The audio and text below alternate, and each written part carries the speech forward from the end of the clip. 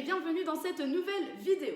Alors à partir d'aujourd'hui et ce pendant 3-4 semaines, on va parler d'un sujet qui est récurrent lorsque je rencontre des femmes justement qui sont dans cette phase de transition, de reconversion professionnelle.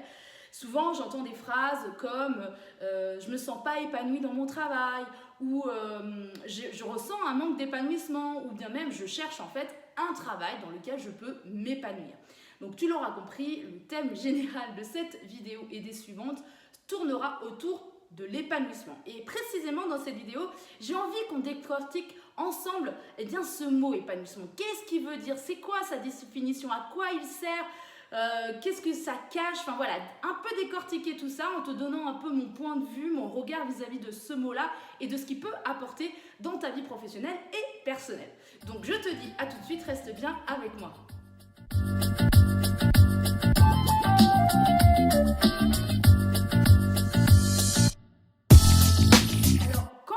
Je me suis intéressée justement à ce sujet pour pouvoir créer plusieurs vidéos autour de ça, je me suis posé la question, moi, en fait, ce mot épanouissement ou le fait, cette sensation de vouloir s'épanouir, que ce soit dans sa vie pro ou personnelle, c'est un mot ou une expression que, avant, je sais pas, il y a 5-6 ans, que j'exprimais pas forcément de cette manière-là. Je me disais...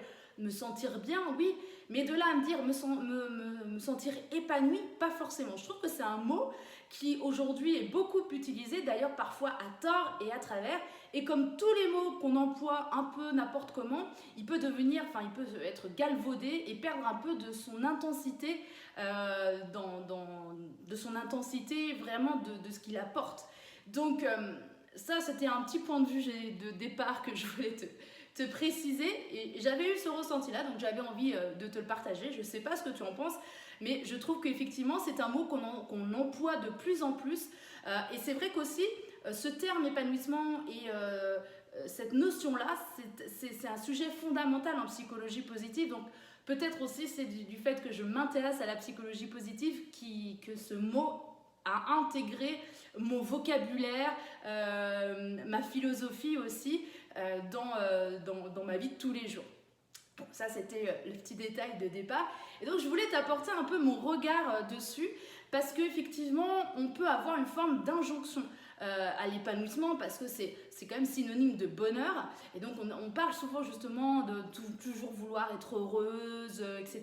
Il y a une forme d'injonction qui se cache parfois derrière, et donc derrière aussi également ce mot épanouissement. Et là où je voulais apporter quelque chose, c'est en fait souvent l'épanouissement, on va parler d'épanouissement professionnel, on va parler d'épanouissement personnel, et ce que j'ai pu constater vis-à-vis de moi et même vis-à-vis des personnes que j'accompagne, c'est que l'épanouissement, en fait, c'est une sensation globale. En fait, à partir du moment où on se sent épanoui, c'est quand toutes les sphères de vie sont à peu près équilibrées, à peu près en lien avec les priorités de la personne. Si par exemple, dans la vie professionnelle, on sent une forme de déséquilibre, de non-épanouissement majoritairement, eh bien automatiquement ça va influer sur les autres sphères de vie et passer au premier plan ce manque d'épanouissement pour mettre au second les autres dans lesquels justement tu t'épanouis, parce que tu vas te focaliser dessus, parce que c'est là où tu vas porter ton intérêt. Et alors que c'est vrai que lorsque tous les voyants sont à peu près au vert dans chaque sphère de vie, eh bien cette sensation d'épanouissement, elle est là, elle est présente. Mais quand il y a une petite défaillance, eh bien on ne va pas ressentir le même épanouissement. Donc c'est vraiment, moi je trouve, et je ne sais pas si tu es d'accord avec moi, n'hésite pas à me le dire en commentaire, je trouve que c'est vraiment une sensation globale, parce que comme je l'expliquais, c'est sur lesquels tu vas focaliser ton attention, sur tes priorités. En fait, c'est en lien surtout avec tes priorités. Ce qui est important de voir, c'est que quand on parle d'épanouissement, c'est en fait, on fait des choses où on organise sa vie en faisant en sorte que ça corresponde à notre vision, à notre vie qu'on a envie de vivre, et non pas forcément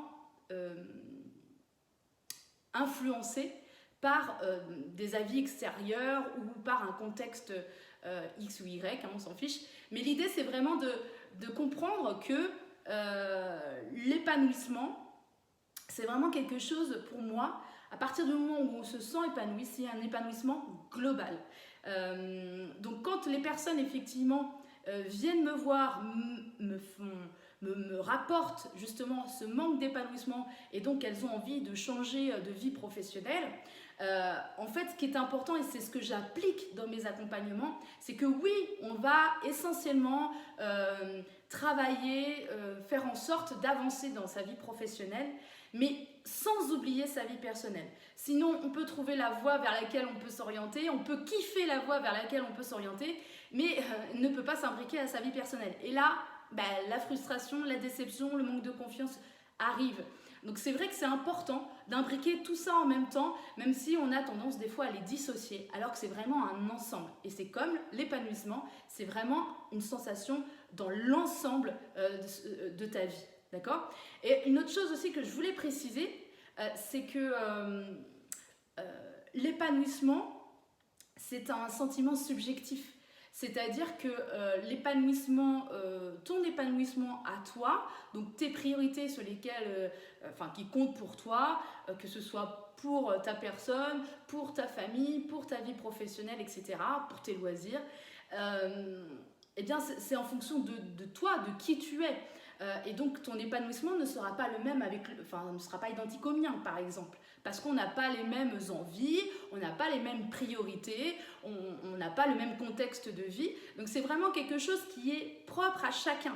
Donc essayer de s'aligner des fois à un épanouissement de quelqu'un, ça ne fonctionnera pas parce que voilà, comme on dit souvent, on est des êtres uniques, on est tous différents et c'est ce qui fait aussi la beauté et la diversité de la vie.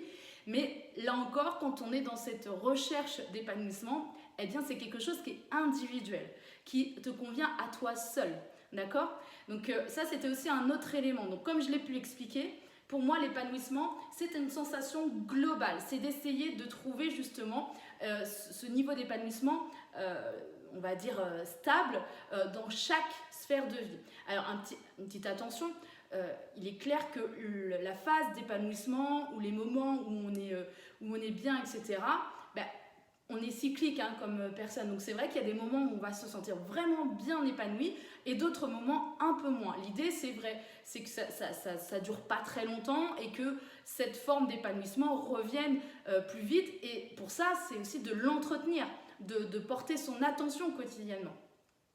Donc voilà, par rapport à ça, je t'ai un peu décortiqué selon mon point de vue et j'aimerais bien justement savoir comment toi tu définis l'épanouissement, comment tu fais au quotidien justement pour nourrir cet épanouissement, quelle est ta relation avec l'épanouissement au jour d'aujourd'hui, que ce soit dans ta vie professionnelle ou que ce soit dans ta vie personnelle. Je t'ai précisé tout à l'heure qu'effectivement l'épanouissement, c'est quelque chose qui est un facteur essentiel dans la psychologie positive et donc dans mes accompagnements pour justement aider la femme à trouver effectivement sa vocation professionnelle, mais pas que. Faire en sorte que ça soit répercuté sur les différentes sphères de vie. Pour finir, je te donne une feuille de route que tu peux télécharger.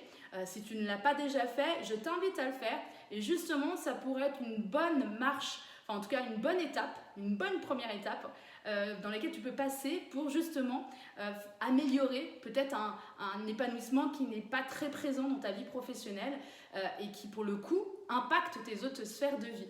Donc n'hésite pas à télécharger cette feuille de route. Il y a 3 exercices, tu verras, très ludiques, sympas à faire et qui peuvent vraiment t'aider. Voilà, donc on a fait le tour par rapport à l'épanouissement, j'ai un peu donné mon point de vue. La semaine prochaine, je te parle en fait du processus. Si tu es justement dans cette phase de manque d'épanouissement, par quoi tu dois commencer, qu'est-ce que tu dois faire pour essayer de le favoriser au maximum dans ta vie générale. Et on reprendra ce processus pour aller concrètement dans ta vie professionnelle. C'est la semaine prochaine. D'ici là, prends bien soin de toi. Je te dis à très vite.